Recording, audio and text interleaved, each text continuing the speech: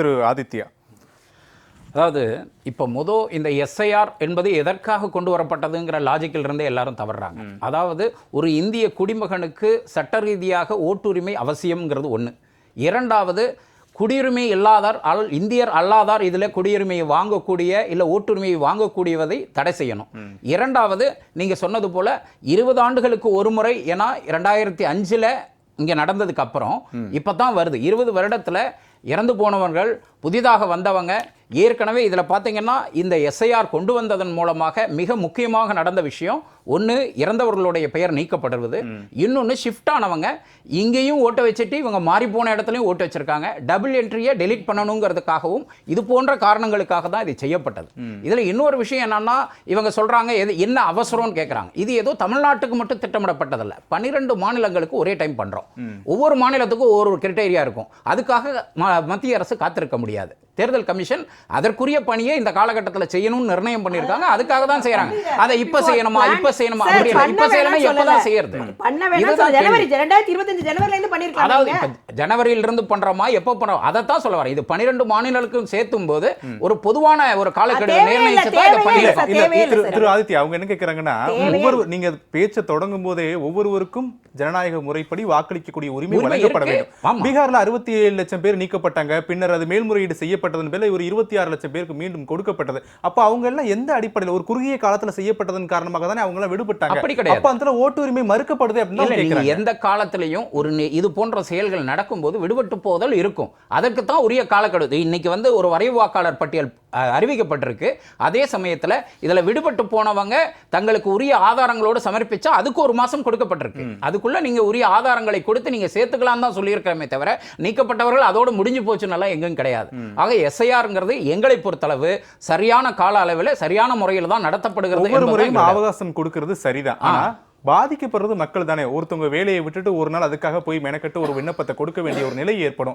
அப்போ நீங்க நீண்ட காலத்திற்கு ஒரு குறிப்பிட்ட மாத இடைவெளியில் செஞ்சீங்க அப்படின்னா இந்த வேலை ரொம்ப பொறுமையா சுலபமா நடக்கும். அப்ப விடுபடக்கூடியவர்களை எண்ணிக்கை குறையக்கூடும் தான் அவங்க கேட்கறாங்க. இல்ல அப்படி விஷயம் இல்ல. அதாவது இதுல என்னன்னா, நீங்க சொல்ற போல இது காலக்கெடு குறைவெல்லாம் கிடையாது. சற்றேறக்குறைய 3 மாத கால அளவு. முதல் 1 மாதம் நம்ம இந்த எனுமரேஷன் ஃபார்ம் கொடுக்கறதுக்காக கொடுத்தோம். இப்போ அதுல விடுபட்டு போனவங்க தங்களுடைய ஆதாரங்களோட திரும்ப இப்ப சமர்ப்பிச்சு தங்களை சேர்த்துக்கலாங்கிறத சொல்றோம்.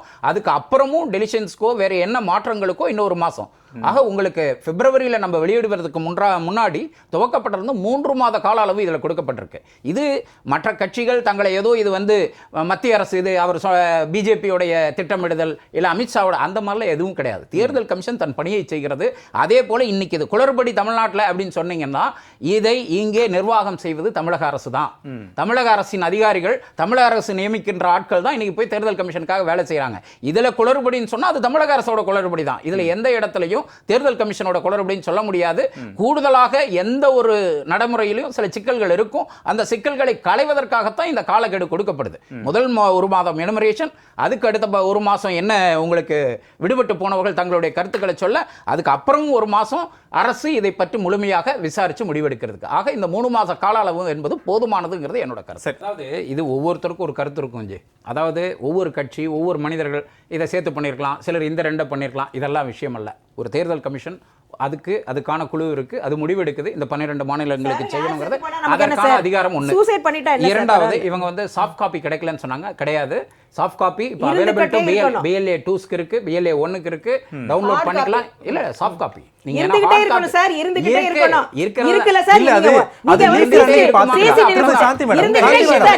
இருக்குன்னு சொல்லணும் சார். இல்ல election commission should say Shanti madam இப்ப இருக்கு. சாந்தி மேடம் பாருங்க, நீங்க சொல்ல வேண்டாம். Election commission should tell that it will not be deleted. நீக்கிற அன்னைக்கு பேசிக்கலாம். நீக்கிற அன்னைக்கு பேசினே சார். நான் தான் சார் எலெக்ஷன் கமிஷன் நான் சொல்றேன் சார். ஏற்கனவே delete பண்ணதனால தான் நாங்க சொல்றோம். இப்ப ராகுல் காந்தி பேசணும்னா அடுத்த நாள் delete பண்றாங்கல. நீங்க நல்லவங்க ஏன் delete பண்றீங்க? நான் என்ன சொல்ல வரேன், it will not be deleted னு எலெக்ஷன் கமிஷன் should tell. சரி, ஓகே. அதான் பாயிண்ட். எலெக்ஷன் கமிஷனை கேக்கட்டும். அத பத்தி ஒண்ணும் பிரச்சனை இல்ல. சரி, ஓகே. அவர் முடிச்சிட்டோம். அவர் கருத்து. அதாவது இன்னொன்னு என்னன்னா, பாண்டியன் ஐயா பேசும்போது சொன்னாரு, நம்ம இந்த மாதிரி இதுல முக்கியமா நீக்க கூடாது, சேர்க்கிறது தான் இருக்கணும் அப்படிங்கிறது. அதாவது நாம் உண்மையான குடிமகனுக்கு இந்த உரிமை அவசியம் அப்படிங்கிறதும் அவன் பேர் சேர்க்கப்படணுங்கிறதுக்காகத்தான் இந்த திட்டம் ஒன்று.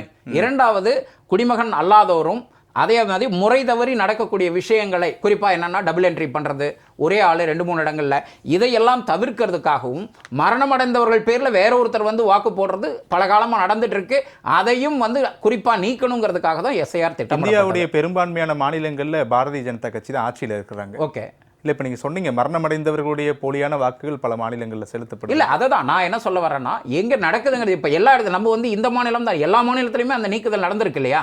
நடக்கலைங்கிறது தான் தவறு. இப்போ ஒரு விஷயம் என்னன்னா, ஒரு தவறு நடக்கும்போது இப்போ சரி பிஜேபி ஆளும் மாநிலத்தில் மட்டும் தானா? இப்போ கர்நாடகாவில் எலெக்ஷனில் ஜெயிச்சாங்க, அப்போ அதை யார் பயன்படுத்தினாங்க? ஏன் பிஜேபி ஆட்சியில் இருந்தப்போ அதை பயன்படுத்தலை?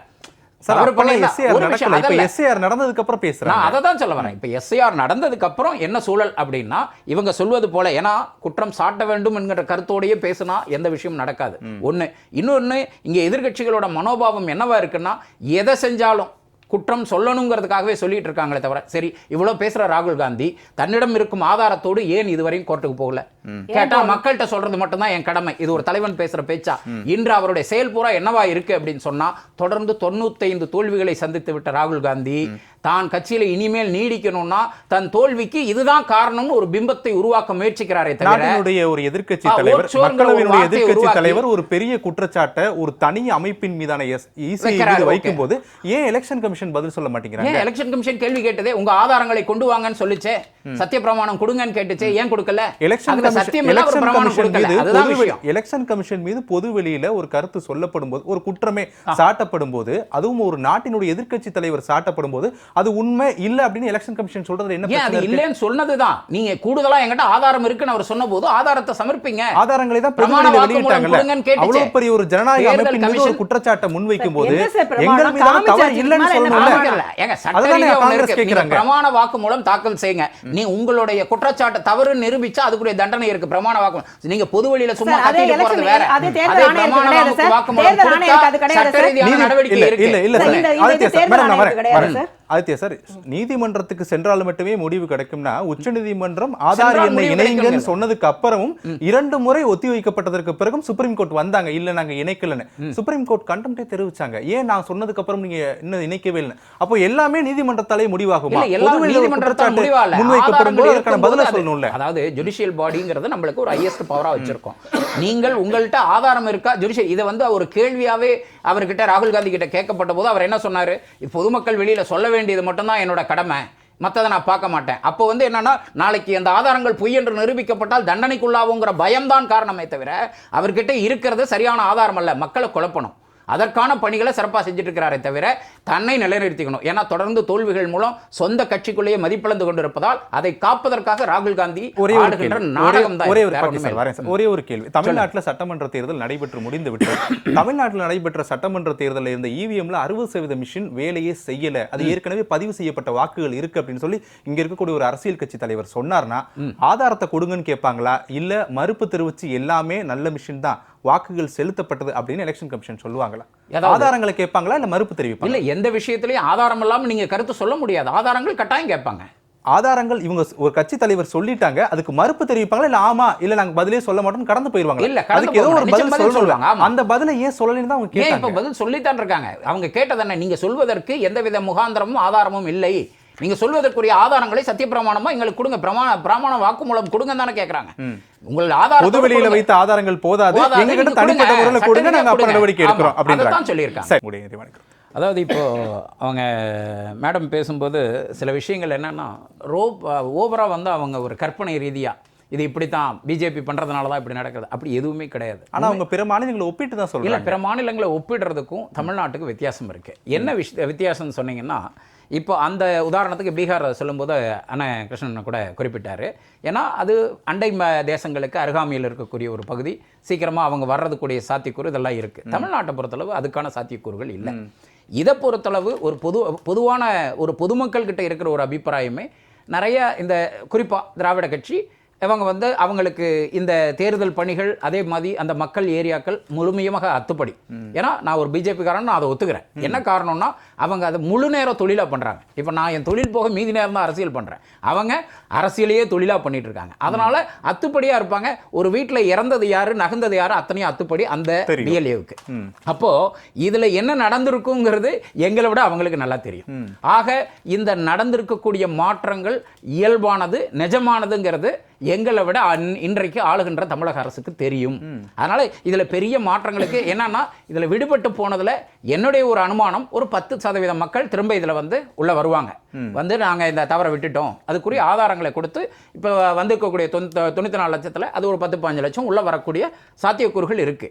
ஆக அதுதான் விஷயமே தவிர இங்க எந்த இடத்துலையும் எஸ்ஐஆரை வைத்து ஏதோ மத்திய பாரதிய ஜனதா மிகப்பெரிய சதிராட்டம் ஆடுது அப்படிங்கிறதெல்லாம் வந்து ஒரு பொய்யான ஒரு போலியான நம்பிக்கை இவங்களது. இது வந்து இந்த மத்திய அரசின் மீது ஒரு காழ்ப்புணர்ச்சியை உருவாக்குவதற்காக ஒரு செய்கிற பணியை தவிர இயல்பாக சிறப்பாக நடந்து கொண்டு இருக்கிறது. நாங்க வந்து என்ன இந்த சிறப்பாக நடக்குதுங்கிறதுனால எங்களுக்கு சாதகம் நாங்க நினைக்கல. அது எப்படி வேணாலும் இருக்கலாம், அது மக்களுடைய மனோபாவம் அன்று தேர்தலில் தெரியும்.